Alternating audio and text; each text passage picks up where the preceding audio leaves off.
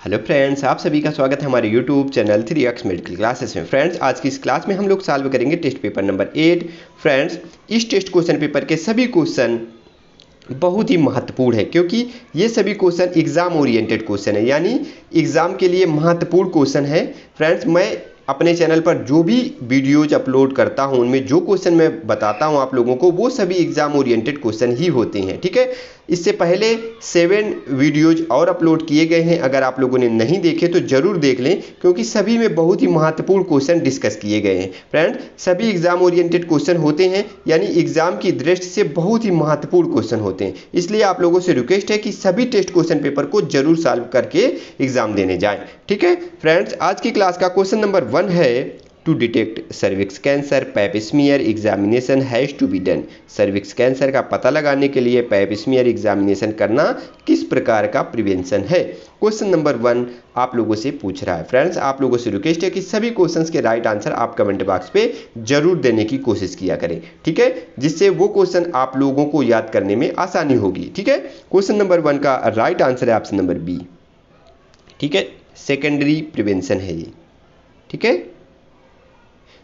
Friends, अगर किसी बीमारी का पता लगाने के लिए कोई टेस्ट किया जाता है तो वो सेकेंडरी प्रिवेंशन होता है, जबकि बीमारी को होने से पहले ही रोक देना प्राइमरी प्रिवेंशन कहलाता है। ठीक है, स्क्रीनिंग एक्टिविटीज जैसे पैप स्मीयर, बीएससी यानी ब्रेस्ट सेल्फ एग्जामिनेशन व टीएससी यानी टेस्टिकुलर सेल्फ एग्जामिनेशन करना सेकेंडरी प्रिवेंशन की एक्टिविटीज़ होती हैं, क्योंकि यह पहले से स्टार्टेड पैथोजेनेसिस की प्रोसेस को रिकॉग्नाइज करती है। ठीक है, बैक्टीरिया वायरसेस की जो भी प्रोसेस है उसको रिकॉग्नाइज करती है यह प्रोसेस। ठीक है, यद्यपि स्क्रीनिंग एक्टिविटीज़ के बारे में हेल्थ टीचिंग देना प्राइमरी प्रिवेंशन का पार्ट होता है। ठीक है, अगर किसी भी स्क्रीनिंग करने से पहले उसकी आप टीचिंग दे रहे हैं, ठीक है, कि ब्रेस्ट सेल्फ एग्जामिनेशन कैसे करना है, तो ये प्राइमरी प्रिवेंशन के अंतर्गत आएगा आपकी जो टीचिंग है। ठीक है, क्लियर?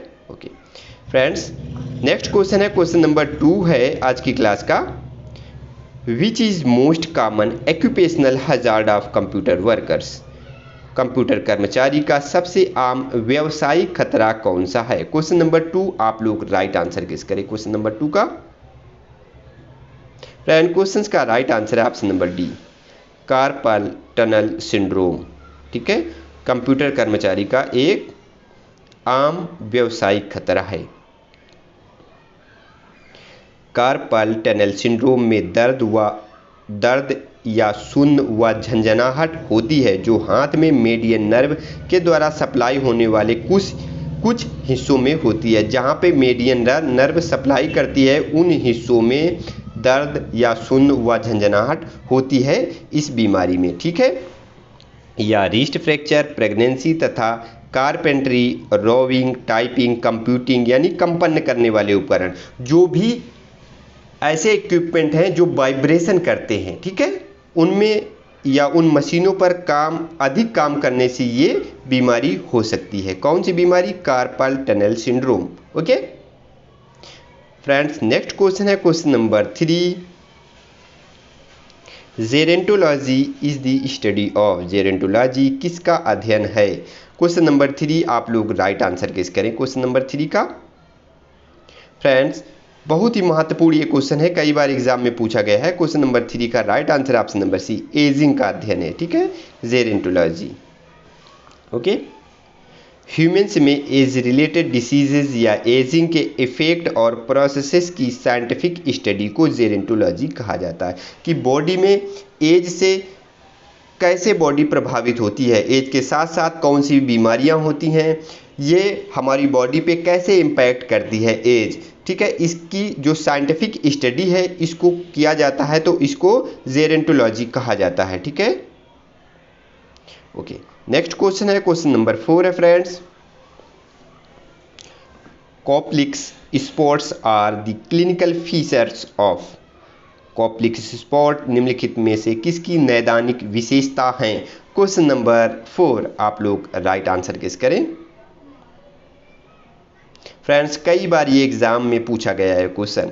ठीक है, फ्रेंड्स सेम इसी टाइप के क्वेश्चन आपको एग्जाम में देखने को मिलेंगे, घबराने की कोई ज़रूरत नहीं है। बहुत ऐसे क्वेश्चन नहीं आएंगे कि आप लोगों ने देखे ही नहीं हो, ठीक है, ऐसा बिल्कुल नहीं हो सकता, क्योंकि फ्रेंड्स वही क्वेश्चन पूछे जाते हैं जो आपने पढ़े हों, बट आप एग्ज़ाम में क्या होते हैं, कंफ्यूज हो जाते हैं, ठीक है। तो ज़्यादातर गलतियाँ उसी से होती हैं, ठीक है। मैं एक कल वीडियो बनाऊंगा जिसमें आपको मोरलाइज किया जाएगा, ठीक है, ठीक है, आपका मोरल अप किया जाएगा और कुछ बातें बताई जाएंगी जो गलती अगर आप नहीं करेंगे तो एग्जाम में आपको 100% सफलता मिलेगी, ठीक है। क्वेश्चन नंबर 4 का राइट आंसर है ऑप्शन नंबर डी, मिजल्स, ठीक है।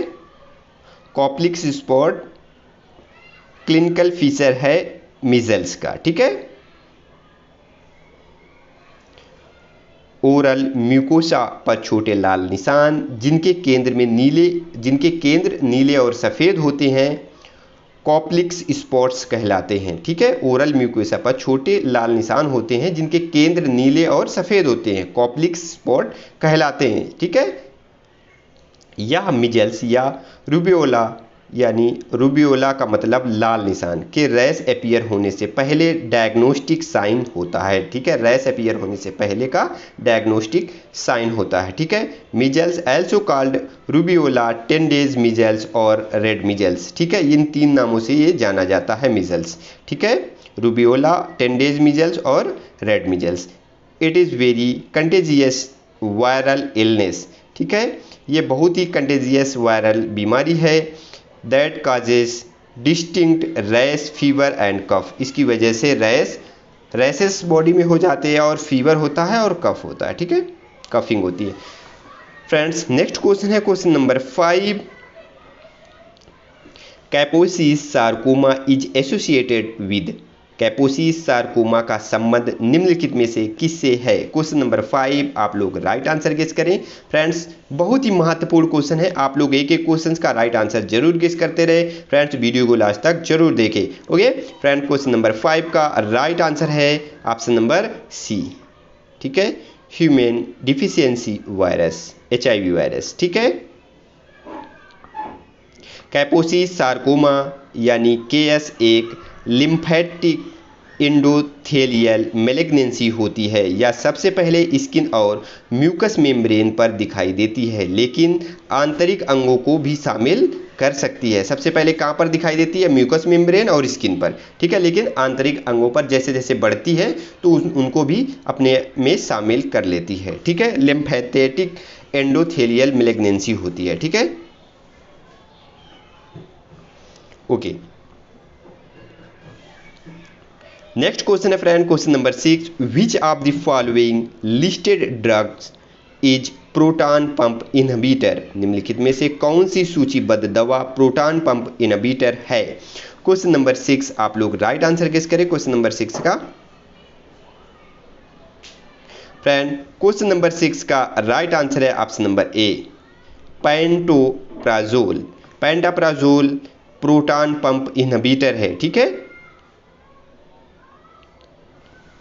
दवाइयों का एक वर्ग जो स्टमक की गैस्ट्रिक ग्लैंड्स से एसिड निर्माण को कम करता है वह प्रोटॉन पंप इनहिबिटर कहलाता है, ठीक है। दवाइयों का एक समूह जो गैस्ट्रिक ग्लैंड से एसिड निर्माण को कम करता है वह प्रोटॉन पंप इनहिबिटर कहलाता है, जैसे कि ओमिप्राजोल, पेंटाप्राजोल, रूबिप्राजोल, इसोमेप्राजोल, लैंसोप्राजोल, ये सभी दवाइयाँ जिसमें प्राजोल लगा है ये सभी प्रोटॉन पंप इनहिबिटर होती है, ठीक है। गैस्ट्रिक ग्लैंड से एसिड निर्माण को कम कर देती है, ठीक है।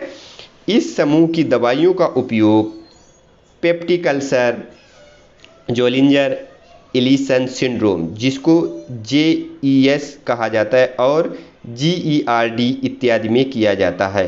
गैस्ट्रोइसोफेजियल रिफ्लेक्स डिसीज इसका फुल फॉर्म होता है, ठीक है, गैस्ट्रोइसोफेजियल रिफ्लेक्स डिसीज, ओके, इसमें इसका उपयोग किया जाता है, ठीक है। नेक्स्ट क्वेश्चन है क्वेश्चन नंबर 7 है friends, dumping syndrome is a complication of. Dumping syndrome एक जटिलता है, किसकी एक जटिलता है, ठीक है, किसकी कॉम्प्लिकेशन है। क्वेश्चन नंबर 7 आप लोग राइट आंसर गेस करें। फ्रेंड क्वेश्चन नंबर 7 का राइट आंसर है ऑप्शन नंबर बी, सब टोटल गैस्ट्रेक्टोमी, ठीक है।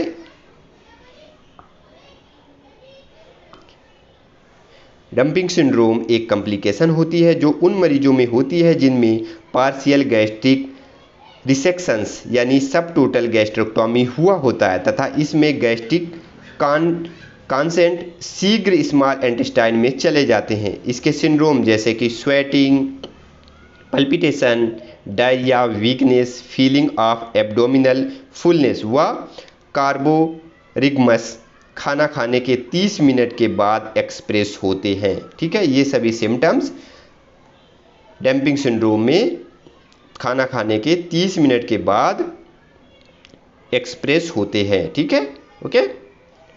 नेक्स्ट क्वेश्चन है question number 8। Wilms tumour affects which part of the following. Wilms tumour निम्नलिखित में से किसे प्रभावित करता है। क्वेश्चन नंबर 8, आप लोग राइट आंसर गेस करें क्वेश्चन नंबर 8 का। फ्रेंड, क्वेश्चन नंबर 8 का राइट आंसर है ऑप्शन नंबर बी, किडनी। ठीक है, विम्स ट्यूमर किसको अफेक्ट करता है? किडनी को, मुख्य रूप से छोटे बच्चों में। ठीक है, विम्स ट्यूमर जिसको नेफ्रोब्लास्टोमा कहा जाता है, किडनी का तेजी से विकसित होने वाला ट्यूमर होता है जो सामान्यतः बच्चों में होता है। ठीक है, मुख्य रूप से किसमें होता है? बच्चों में होता है। ये भी एक एमसीक्यू क्वेश्चन है। ठीक है, बच्चों में होता है। It is most common renal tumour of childhood. It is associated with chromosomal deletion specially from chromosome 11 and 13। ये क्रोमोसोमल डिलीटेशन की वजह से क्रोमोसोमल 11 और 16, ठीक है, स्पेशली इनकी वजह से होता है। ठीक है, इनके डिलेशंस की वजह से ऐसा हो जाता है। ठीक है, ओके। नेक्स्ट क्वेश्चन है question number 9। Failure of testis to descend in scrotum is called. वृषण का अंडकोश में उतरने में विफलता को क्या कहा जाता है? क्वेश्चन नंबर 9, आप लोग राइट आंसर गेस करें।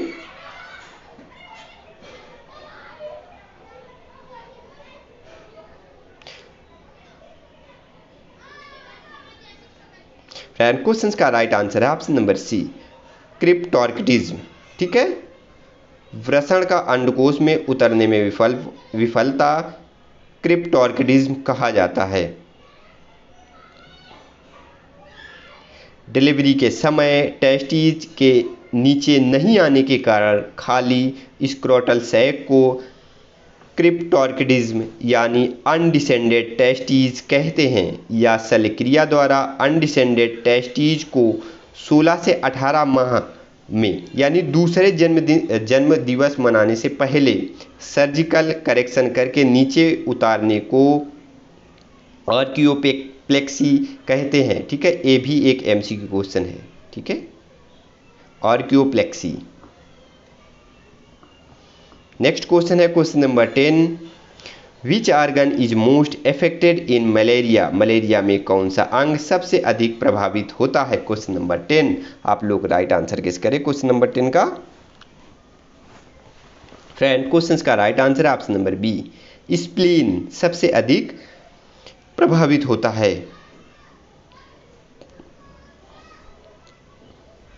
मलेरिया पैरासाइट अपनी लाइफ साइकिल को 2 होस्ट जैसे मैन और मॉस्किटो में पूरी करता है। ठीक है, इसकी asexual cycle man intermediate host की लीवर व एरिथ्रोसाइट्स में तथा sexual cycle mosquito definitive host में कंप्लीट होती है। ठीक है, क्लियर?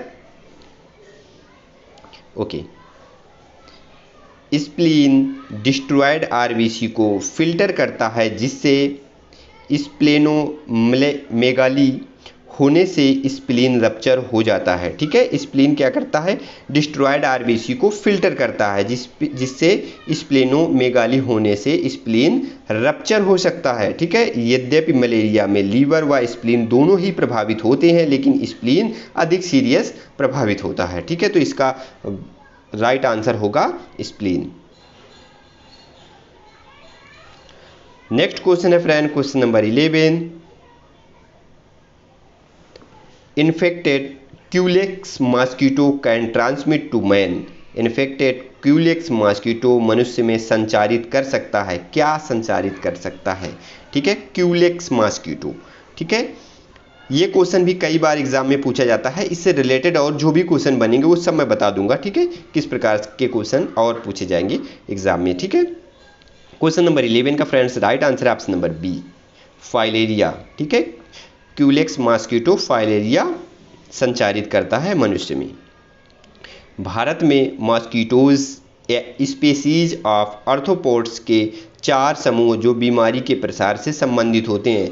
नंबर 1 फीमेल एनोफिलीज जो विक्टर मलेरिया को ट्रांसमिट करता है, ठीक है। क्यूलेक्स जो फाइलेरियासिस को ट्रांसमिट करता है, ठीक है। ब्रंकोफ्टियन फाइलेरियासिस को ट्रांसमिट करता है मनुष्य में। ये वेक्टर आप ब्रंकोफ्टियन फाइलेरियासिस का वेक्टर होता है, ठीक है। एडीज एजेप्टी जिसको टाइगर मॉस्किटोज भी कहा जाता है, येलो फीवर और डेंगू फैलाते हैं, ठीक है। और मैनसोनिया ये वेक्टर आप चिकन गुनिया फीवर मनुष्य में फैलाते हैं, ठीक है। चिकन गुनिया फीवर मनुष्य में ये फैलाते हैं, ठीक है, Mansonia. Okay, clear. Okay, next question है question number 12। A late complication of molar pregnancy is, molar pregnancy की देर से होने वाली जटिलता निम्नलिखित में से कौन सी है। क्वेश्चन नंबर 12 आप लोग राइट आंसर गेस करें।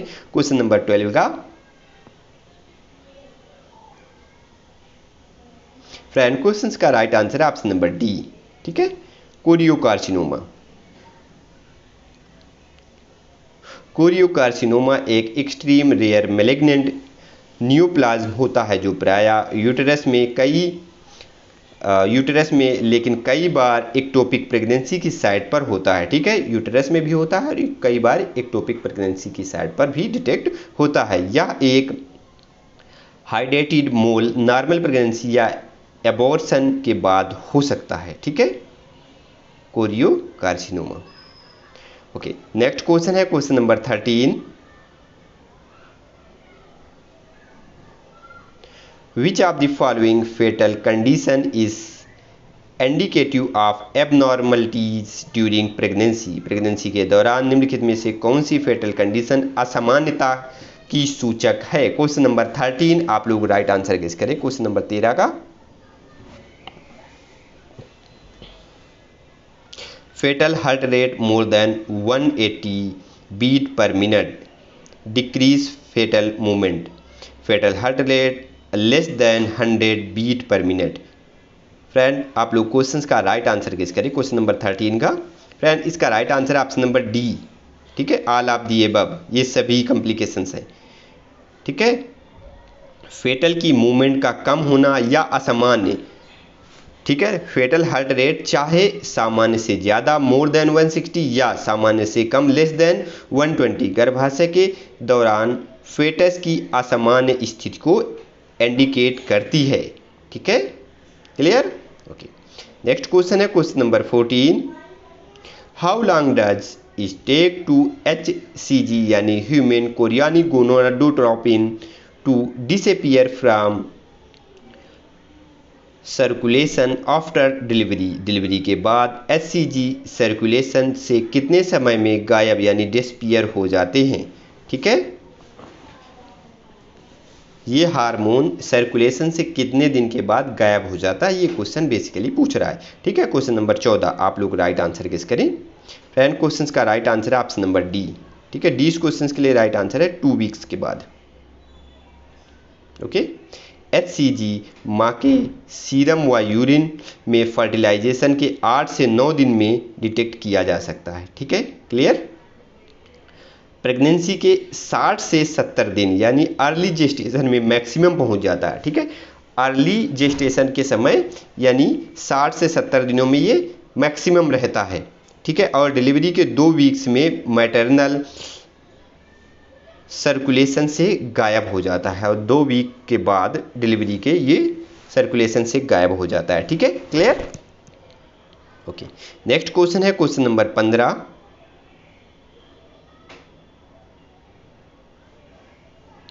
Most substance abuser has one characteristic in common that they have difficulty। अधिकांश सब्सटेंस एब्यूजर्स में एक विशेषता कॉमन होती है कि उन्हें डिफ़िकल्टी होती है, किस चीज़ की उन्हें डिफ़िकल्टी होती है, जो मादक पदार्थ लोग लेते हैं उनमें, ठीक है। एक विशेषता कॉमन होती है, कौन सी विशेषता है वो? क्वेश्चन नंबर 15 आप लोग राइट आंसर गेस करें।